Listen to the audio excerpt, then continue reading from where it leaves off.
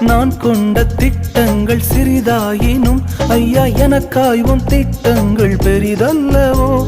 புழுதியில் இருந்து என்னை உயர்த்தினீரே, ராஜாக்களோடு அமர்த்தினீரே.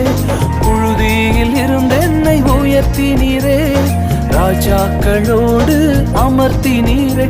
உந்தன் கிருபைகளை எண்ணி நான் பாடுவேன், உந்தன் மகிமைதனை தினம் நான் ருசிப்பேன். அல்லேலுயா அல்லேலுயா அல்லேலுயா அல்லேலுயா.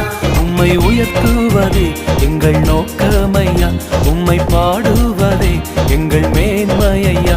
உம்மை உயர்த்துவதே எங்கள் நோக்கமையா, உம்மை பாடுவதே எங்கள் மேன்மையா.